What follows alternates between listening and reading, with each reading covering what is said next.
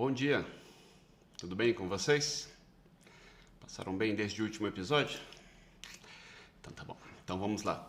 Hoje nós vamos falar sobre o episódio número 17, tá? Onde eu vou tentar responder a seguinte pergunta: quais são os gatilhos que nos fazem sair da dieta? Tá? Então, basicamente, quando nós falamos de gatilhos, seria um estudo de como se criar ou anular um hábito. Tá? Então, basicamente, o hábito é uma estratégia que ela se torna automática pela repetição. Mas toda ação nossa, ela tem uma estrutura. E é essa estrutura que compõe o hábito. Então, vamos falar sobre isso. Tá? Como é que é essa estrutura? Ela tem 4 partes. Ela se compõe de um estímulo, ela se compõe do desejo, da ação, que seria a resposta a esse desejo, e seria a recompensa. Então vamos tentar destrinchar isso um pouquinho. A recompensa foi aquele momento, aquela primeira vez que o seu cérebro percebeu que determinada ação trouxe uma recompensa. Então, por exemplo, a pessoa que fuma. Hoje nós vemos muitas pessoas parando de fumar, até culturalmente tem diminuído o hábito do tabagismo, mas há muita diferença entre aquela pessoa que já fumou na vida e aquela que nunca fumou em sua vida. Então, eu vejo pacientes com 10, 20 anos de cessação do tabagismo e essa pessoa, ela sempre lembra do prazer que era fumar. E isso, para quem não fuma, é inconcebível. Tá? Então há uma diferença tremenda por um motivo simples. Alguma vez na vida dessa pessoa, o cérebro teve contato com um processo que foi recompensador.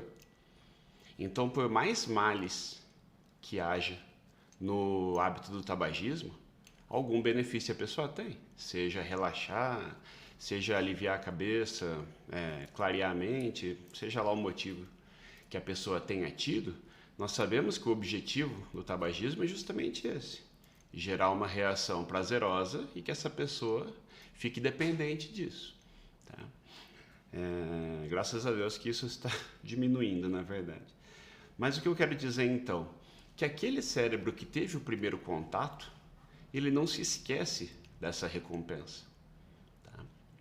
Então, toda vez que eu me dirijo a algum paciente, eu brinco com eles assim: tá, e você está pensando em parar de fumar hoje ou amanhã? É uma piada onde, assim, eu finjo que tudo está na mão da pessoa. Mas eu sei muito bem que é uma luta muito difícil se livrar do tabagismo. Então, eu digo para as pessoas assim: não é só querer parar de fumar, não é convencer a pessoa de como é importante parar de fumar. Você tem que identificar qual é o gatilho. Então, esse episódio sobre gatilhos, ele se baseia nisso. Como criar um hábito? Como eliminar um hábito? Tá? Então, todos nós sabemos identificar aquilo que é bom e o que é ruim para nós. Certo? Então, o primeiro passo para criar ou eliminar um hábito é que ele seja claro, certo? Então, não seria exatamente parar de fumar, porque essa é uma ordem um pouco ampla. Eu diria assim: no dia tal, eu vou decidir parar de fumar completamente, assim que eu iniciar um adesivo de nicotina que será aplicado em determinada hora. Tá? É um exemplo. Quanto mais claro for esse plano, mais fácil eu consigo implementá-lo. Porque o nosso corpo ele não esquece da recompensa, como nós falamos. Então a única alternativa que nós temos é sobrescrever essa recompensa. Eu não consigo fazer ninguém esquecer o prazer de fumar. Mas eu consigo colocar por cima desse prazer o prazer de respirar melhor, de ter mais disposição, de perceberem que o hálito da pessoa melhorou, a sensação de vitória de controlar o próprio mau hábito do tabagismo. Então, quando eu consigo colocar um prazer por cima daquela recompensa ruim, aí eu consigo mostrar para o cérebro uma decisão binária. Então eu penso, igual aquela pessoa que está fazendo dieta. Como era bom comer livremente quando eu estou angustiado? Até que eu percebo que, como é bom respeitar o plano alimentar, afinal eu estou cada vez mais magro. Mas ninguém nunca vai se esquecer da recompensa que é ter uma válvula de escape. Então eu passo nervoso com alguma coisa, fico preocupado com algum problema, o cérebro ele não vai se esquecer disso. Ele sempre vai te lembrar que se você comer aquilo que está com vontade, na vontade que quiser, se você for em determinado restaurante, você vai ter um alívio da sua angústia. Então, em vez de eu pensar assim, puxa, eu gostaria de comer livremente, então eu tenho que me controlar, eu tenho que ter força de vontade, eu tenho que olhar lá no início da cadeia, não na recompensa que é o quarto passo, é lá no primeiro, no estímulo. E aqui entra em cena a discussão de um hormônio chamado dopamina. Tá? Por mais que nós gostamos da ideia de que tudo está em nossa mente, de certa forma está, mas nós somos um emaranhado de substâncias químicas. Então, nós podemos fazer milagres com a mente sem a menor dúvida. Só que a mente, ela se manifesta por substâncias. Então, nós estamos falando aqui de química. Então, como é que funcionaria a dopamina? A dopamina, ela seria como se fosse o hormônio do desejo. Uma vez que o cérebro percebe que determinada situação é recompensadora, como eu exemplifiquei, o ato de fumar, o prazer depois de fumar, o prazer de comer à vontade para aliviar uma angústia. Assim que o cérebro aprende isso, ele dispara a dopamina assim que ele recebe o estímulo. Não é nem na recompensa mais. É lá quando a pessoa, o cérebro percebe a oportunidade daquela recompensa. O nome disso é antecipação do prazer. É até fácil de entender o que é antecipação do prazer. É só a gente lembrar quando tem uma viagem para o exterior agendada, onde você faz todos os roteiros possíveis, pesquisa tudo quanto é eventualidade que possa acontecer. Então é um grande prazer um planejamento da viagem, muitas vezes melhor que a própria viagem. Tá? Então, há pessoas que não conseguem viver sem a expectativa de uma viagem. Tá? Então, ou por exemplo, uma festa de casamento.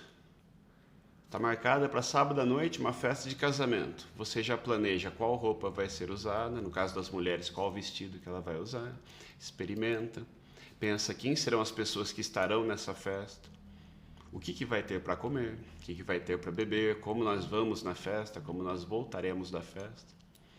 Então, todo esse processo de planejamento, ele compõe um processo de antecipação do prazer que será aquele evento.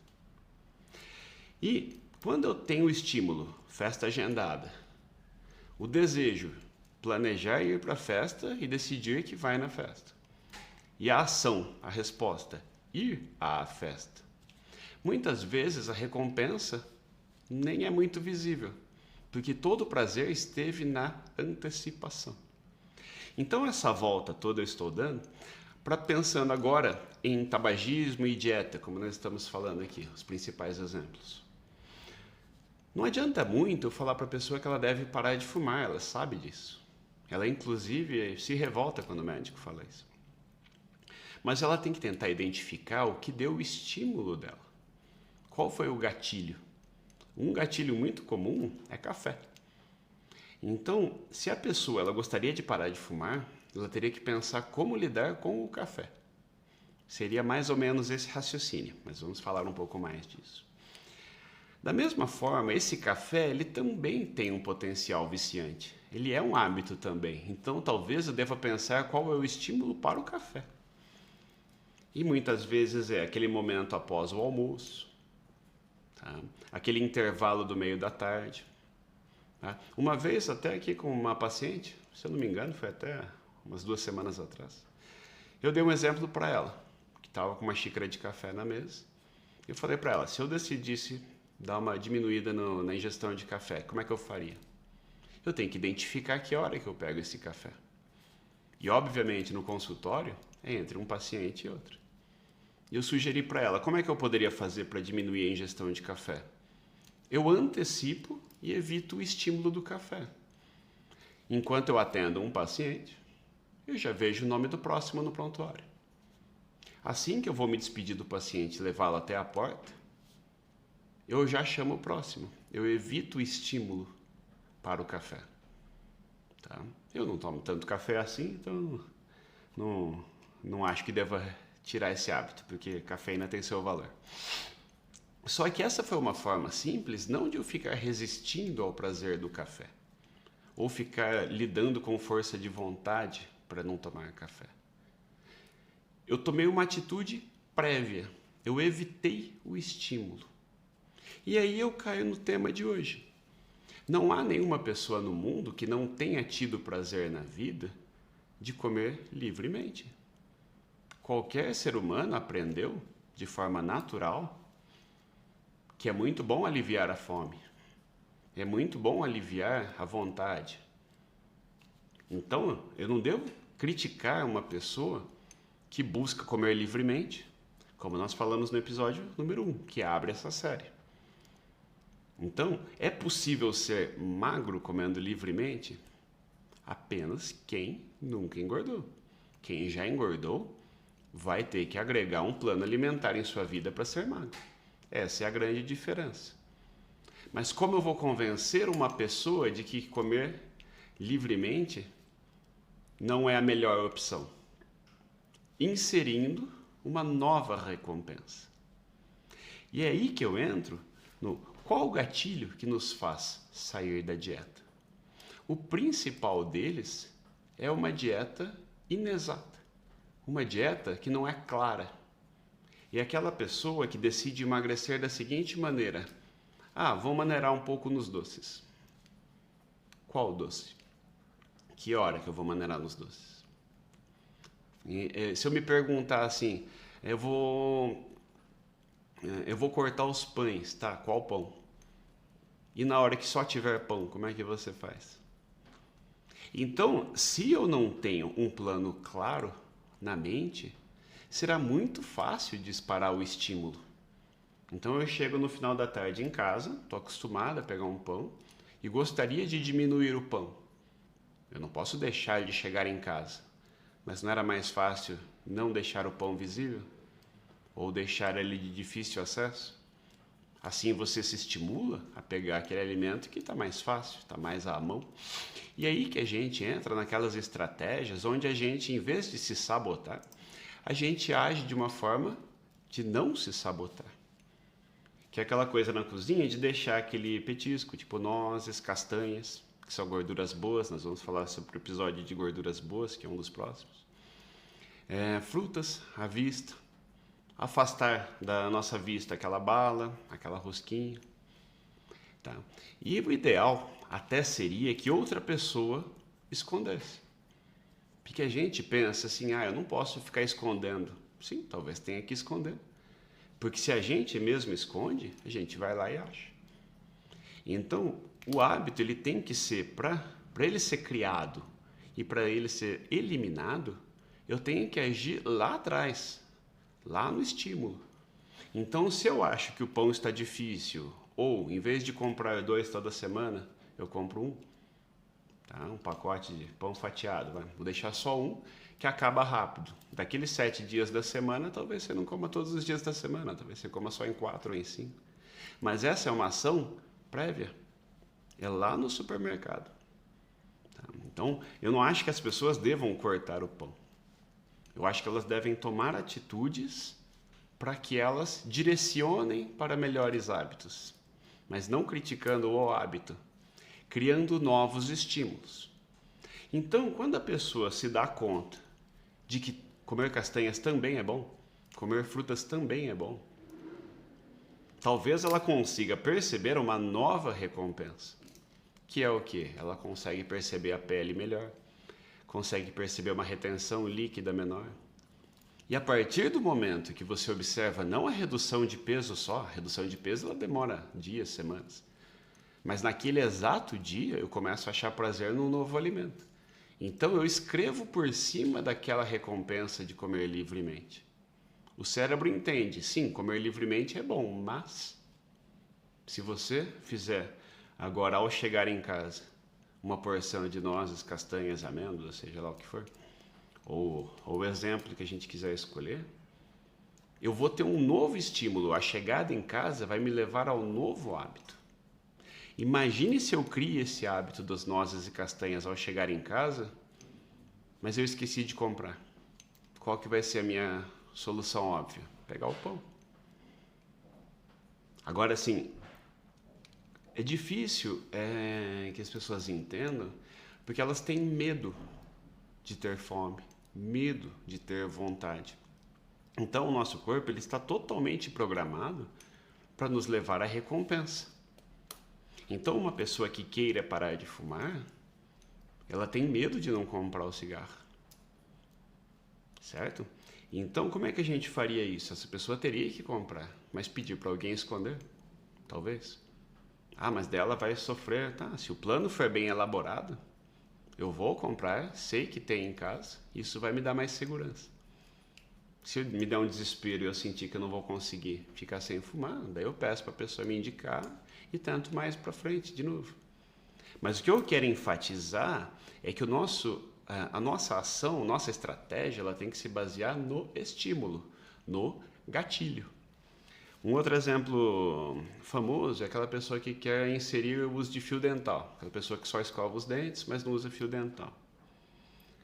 É muito mais provável que eu crie esse hábito se, logo após escovar o dente, no dia anterior, eu me lembrar, preciso deixar o fio dental do lado da escova. No dia seguinte, ao guardar a escova, eu verei o fio dental logo ao lado da escova. E isso é o primeiro passo para criar o hábito. Então, essa ação prévia, ela na verdade ela é crucial para se criar um hábito. Então, quando eu penso apenas no hábito, passa a ser uma tarefa, diria, hercúlea.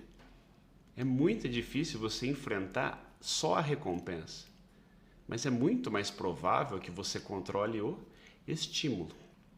Então, entre os gatilhos que nos fazem sair da dieta, como eu comentei há alguns episódios atrás, é o de se pesar. Então, quando eu estou emagrecendo, eu devo fazer o possível para estar ciente de que, quando eu me peso, eu posso até me animar. Mas se eu tiver uma festa em mente, eu vou usar aquele dado para decidir descansar um pouco da dieta. O nosso corpo ele vai pegar qualquer estímulo que nos lembre do prazer de sair da dieta e comer livremente. Qualquer um, mesmo que eu veja resultado rápido da dieta. Claro, se eu não ver resultado na dieta, eu também vou desanimar e vou também decidir que não devo mais fazer a dieta. Tá? Então, o principal gatilho seria, durante o emagrecimento, se pesar. Foi até dedicado um episódio apenas para isso. Mas outros dados seriam o seguinte: eu vejo muitas mães, donas de casa, que falam assim, eu tenho que preparar a refeição para os meus filhos. Sim, é verdade, mas você pode muito bem fazer o prato deles apenas. Só que você pode também, antes de preparar, já fazer a sua refeição. Tá? Então, se eu faço aquela refeição para eles e não tenho comido antes, e eu gostaria de mudar aquela alimentação ou talvez controlar aquela quantidade, será que todo o processo de preparo daquela refeição não vai me deixar com muita fome, com muita vontade, tornando quase impossível não comer junto com os filhos? Então percebam que todo o segredo ele está no processo prévio. Se eu quero decidir fazer exercícios pela manhã, naquela hora que eu acordo, que é o momento, ou na hora que eu coloco o tênis na noite anterior do lado da cama? Então são hábitos simples que são prévios. Então, tentando resumir um pouquinho isso, eu preciso que a gente entenda que o hábito a ser criado e o hábito a ser eliminado, eles dependem de um processo prévio. Então, se em vez de eu pensar em começar a fazer exercícios, eu primeiro preciso pensar que horas que eu vou ter para fazer esse exercício. Qual exercício eu vou fazer? Onde? Por quanto tempo? E previamente a esse planejamento, já criar um novo plano. Tal hora eu coloco o tênis. Nem que eu nem faça o exercício naquele dia, mas eu criei um hábito prévio, que é colocar tênis. Então, tem algumas recomendações que eu li recentemente, onde a pessoa, para conseguir iniciar um hábito de exercício físico regular, ela deveria apenas escolher um horário em que ela colocará religiosamente o tênis, mesmo que ela não faça o exercício. O que eu mais vejo entre os pacientes é concordar que aquela pessoa precisa fazer exercícios. Na próxima consulta ela continua não fazendo. E isso por quê? Porque ela se planeja fazer meia hora de academia todo dia. Se ela nunca fez, de repente ela vai passar a fazer meia hora. Será que se ela fizesse 2 minutos, 5 minutos? Ah, mas daí não vale a pena. Entendeu? Então por que a gente não insere o hábito? Porque a gente faz tudo meio 8 ou 80. Ou eu faço muito ou eu não faço nada. Então, quando a pessoa percebe que melhor 2 minutos numa esteira do que nenhum minuto na esteira, de 2 minutos para 3 e para 5 minutos, é um passe de mágica. Em algumas semanas você está fazendo aqueles 30 minutos. Então esse escalonamento de hábitos, ele depende de começar pequeno, mas começar de forma consistente. Tá? Então façam o teste se vocês quiserem começar uma atividade física regular. Escolham um horário e coloquem tênis nesse horário por uma semana, mesmo que não faça exercício. Na semana seguinte você está fazendo pelo menos uma volta no quarteirão, com certeza. Então, hoje eu queria agradecer a presença de vocês, agradecer ao Dr. Marcos que veio hoje, obrigado pela presença, Suzana, Thiago, a Fernanda Tramontim, a Rosângela, nossa grande amiga, o Guilherme. Tá? A Fernanda, a Ená, obrigado pela presença, gente. Tá? Então hoje, basicamente, é um dos episódios mais importantes de todos. São aqueles onde a gente percebe que a antecipação do problema é o segredo. Se eu não quero sair da dieta, eu tenho que planejar antes se eu vou sair da dieta. Nós que fazemos por contagem de calorias, por controle de quantidades, por aplicativo digital, lembre-se sempre de ver se dá para fazer aquela refeição. Não coma primeiro para depois descobrir que furou a dieta. Isso é um estímulo poderoso para eu largar toda a dieta o dia inteiro. Tente não furar a dieta na sexta-feira, porque será um estímulo poderoso para sair da dieta o fim de semana todo. Então percebam, como mensagem final de hoje, que a ação ela é sempre prévia. Ela nunca é naquilo que a gente deseja. Ela tem que agir na cadeia, no início da cadeia. Aquilo que mais nos faz fazer aquele hábito que a gente quer eliminar. Certo, gente? Então, agradecer pela presença de vocês mais uma vez. Tá? Na semana que vem, nós faremos os últimos 3 episódios da série. Na segunda-feira, encontro com vocês aqui. Tá bom? Bom fim de semana. Um abração.